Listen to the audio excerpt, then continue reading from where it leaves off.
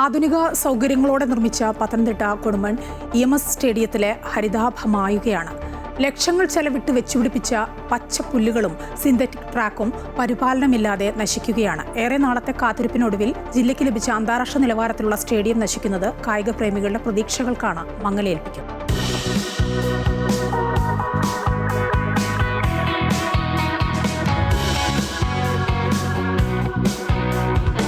കായിക പ്രേമികൾക്ക് വലിയ പ്രതീക്ഷയേകി പണികഴിപ്പിച്ച കൊടുമൺ സ്റ്റേഡിയം ഇന്ന് അവഗണനയുടെ നിഴലിലാണ്.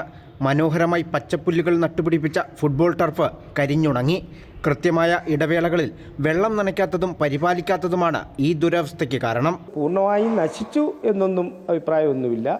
ചില ഭാഗങ്ങളിൽ സിന്തറ്റിക് ട്രാക്കിൻ്റെ ചില ഭാഗങ്ങളിൽ അറ്റകുറ്റപ്പണികൾ വേണ്ടുന്നതാണ്.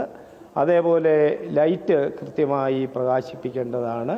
പുല്ലുകൾ നനയ്ക്കുകയും അത് സംരക്ഷിക്കുകയും ചെയ്യേണ്ടതാണ്. ആ ജോലികൾ ചെയ്യുക എന്നുള്ളതാണ്. അതിനാവശ്യമായ ഫണ്ട് അവിടെ നിന്നും വരുമാനമായി കിട്ടിയിട്ടുണ്ട്.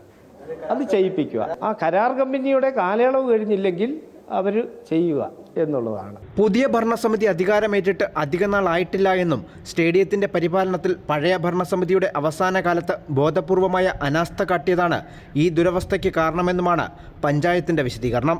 വളരെയേറെ ലക്ഷക്കണക്കിന് രൂപ ചിലവഴിച്ച് നടപ്പാക്കിയ ഒരു സ്റ്റേഡിയമാണ്. നമുക്കറിയാം, പല ആവശ്യങ്ങൾക്ക് വേണ്ടിയും കുട്ടികളുടെ എല്ലാ പരിപാടികളും ഇവിടെ നടക്കുന്ന ഒരു സ്റ്റേഡിയമാണ്.